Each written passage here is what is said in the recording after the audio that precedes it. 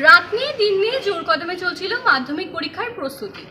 দীর্ঘদিন ধরে কঠোর পরিশ্রম ও অধ্যাবসায়ের পর জীবনের প্রথম সবথেকে বড় পরীক্ষার দোরগোড়ায় এসে দাঁড়িয়েছিল লক্ষ লক্ষ পরীক্ষার্থী। পরীক্ষা দিয়েই তাদের রেহাই মিলল না। মনের মধ্যে চলছিল নানা ভয়, আশঙ্কা, উত্তেজনা, উদ্দীপনা, সব মিলিয়ে এক অদ্ভুত অনুভূতি। অবশেষে এলো সেই দীর্ঘ প্রতীক্ষিত দিন, অর্থাৎ ফল প্রকাশের দিন। 2রা মে অর্থাৎ আজ সমস্ত জল্পনা কল্পনা একেবারে ধূলিসাৎ করে দিয়ে পাশের ভিত্তিতে জেলা ভিত্তিক প্রথম স্থান দখল করলো পূর্ব মেদিনীপুর, দ্বিতীয়তে কালিম্পং এবং তৃতীয়তে কলকাতা। এছাড়াও খবর রয়েছে ৭৯ জন ছাত্রছাত্রীর নাম রয়েছে মেধা তালিকায়। এই বিশেষ মুহূর্তে দাঁড়িয়ে সাফল্যপ্রাপ্ত পরীক্ষার্থী এবং তাদের পরিবারের সদস্যরা কি জানাচ্ছেন তা শোনাবো আপনাদের। আমি রাজ্যে প্রথম স্থান অধিকার করেছি। কত নাম্বার জানা গেছে? হ্যাঁ, 696 আউট অফ 700। সাবজেক্ট ওয়াইজ তো এখনো জানা যায়। সাবজেক্ট ওয়াইজ জানা যায়নি, স্কুলে গেলে জানা যায়। কেমন লাগছে? হ্যাঁ, খুবই অপ্রত্যাশিত ছিল।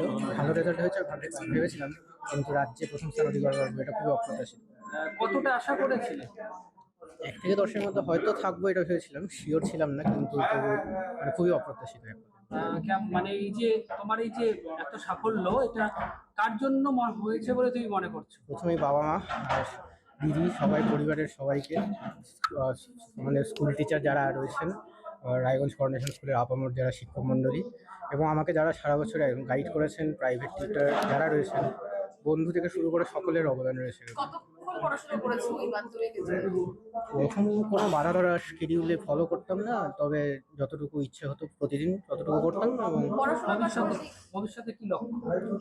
ভবিষ্যতে আপাতত মেডিকেলে যাওয়ার লক্ষ্য রয়েছে, তবে অন্য কোনো লাইনে যদি ইন্টারেস্ট ডেভেলপ করে তবে সেটা পার্সিউ করতে পারি। কোন স্কুলে ভর্তি হওয়ার ইচ্ছা আছে?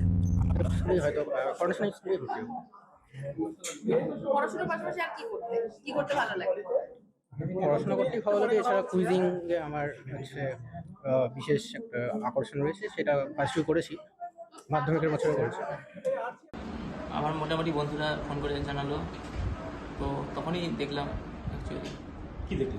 মানে যে খবরে যে মোটামুটি 7 না কত 7th র্যাঙ্ক হয়েছে। আচ্ছা, কত র্যাঙ্ক আশা করেছিলি? মানে কি আশা করেছিলি? মোটামুটি ছিল মানে 5 to 10 এর মধ্যে ছিল র্যাঙ্ক, আশা ছিল। সেই আশা কি পূর্ণ হলো? হয়েছে। কিভাবে পড়াশোনা চালাতে?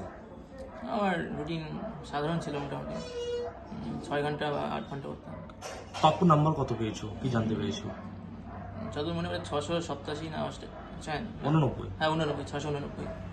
কেমন লাগছে? এখন ভালোই লাগছে মোটামুটি। আগামী দিনে কি নিয়ে পড়ার ইচ্ছা রয়েছে?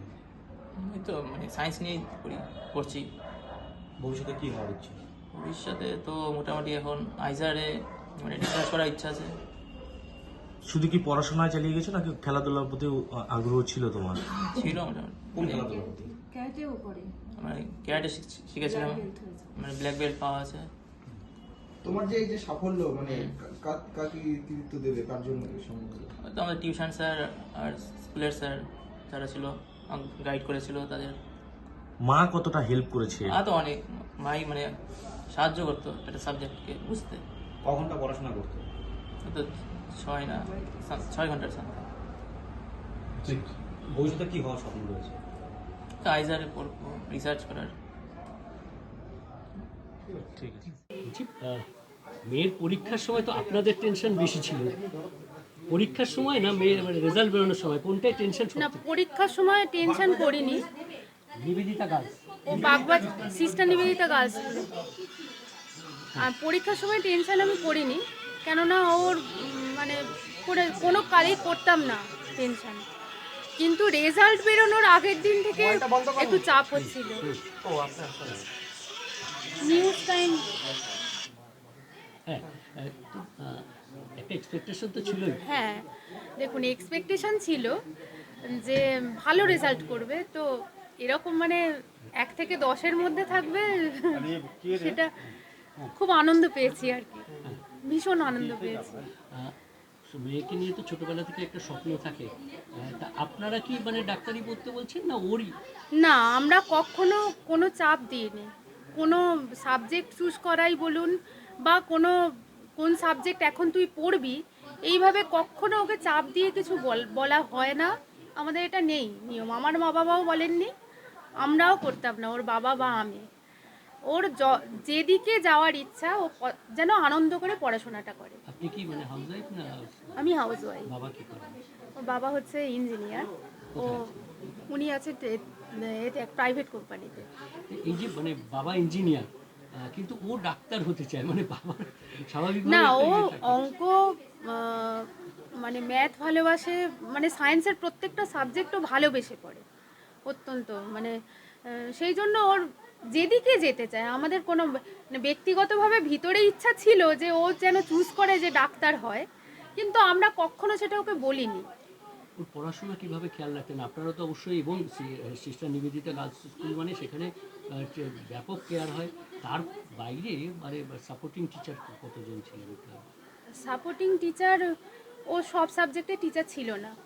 আমার সাবজেক্ট হিস্ট্রি, আমি হিস্ট্রিটা মানে দেখিয়ে দিতাম বরাবর একদম। আর ওর বাবা তো হেল্প করতেন মোটামুটি, অঙ্ক কোনো কিছু আটকালে। তাছাড়া প্রাইভেট টিউশন ছিল, হ্যাঁ, অঙ্কের, ইংলিশের, ঠিক আছে, লাইফ সায়েন্সের। ও কি সারাদিনই বই মুখে বসে থাকতেন? না না, একদমই না। ও মানে ও মানে গ্রন্থকিট বলতে পারেন। সেটা টেক্সট বই শুধু নয়, প্রচণ্ড গল্পের বই পড়তেও ভালোবাসে। তো ওর একটা মানে যত টেনশনের মধ্যে ও টেনশন রিলিভ করার উপায় হচ্ছে গল্পের বই। তো আমি পরীক্ষার সময়, এবং ওর বোনের সাথে খেলা, তো আমি তো রুটিন, কোন ক্লাসে পড়ছে? ওর বোন সিস্টার নিবেদিতাতেই পড়ছে 5-এ। স্বাভাবিকভাবে সারাদিনে মানে ও এমনি মানে খাওয়া দাওয়া বা এগুলো কি খেতে ভালোবাসতেন? মানে নর্মাল যেমন বাঙালি খাবার সবাই ভালোবাসে এই। মানে কোনো বিরিয়ানি বা না না না না, ও সব কিছু নেই। মায়ের হাতের রান্নাও বেশি ভালোবাসে। আজকে কি রান্না করবেন? এখনো ভাবিনি, আসুক সবাই বাড়ির এক হই, তারপর বাবা গেছেন অফিসে, বোন গেছে স্কুলে, আসুন নিশ্চয়ই একটা সেলিব্রেশন হবে। আরও একটা বিষয় থাকে যে বাবা মায়ের যে প্রেসিডেন্সিতে পড়াবো বা ওর জায়গায়, এরকম কোনো আপনাদের ইয়ে আছে যে কোথায় পড়াবেন ভবিষ্যতে? ও তো মানে আমাদের স্কুলে, মানে নিবেদিতা স্কুলেই ও এইচএসটা কমপ্লিট করুক। তারপর স্কুলের টিচাররা কীরকম সাহায্য করতেন? স্কুলের দিদিরা, মাতাজিরা, মানে শুধু তো আমাদের স্কুলের পড়াশোনা না, পুরো একটা মানুষ হিসেবে তৈরি হওয়া যে জিনিসটা, দয়া মায়া মমতা, চরিত্র গঠন, সেটা আমাদের স্কুলে মানে সেই স্বপ্ন নিয়েই কিন্তু আমাদের স্কুলে আমি আমার মেয়েকে ভর্তি করেছি। আপনার নামটা? আমার নাম হচ্ছে মুনমুন রায়। কেমন লাগছে? ভীষণ মানে কি বলবো, ভীষণই আনন্দ হচ্ছে। তো এতদিন যা পরিশ্রম করেছি তারই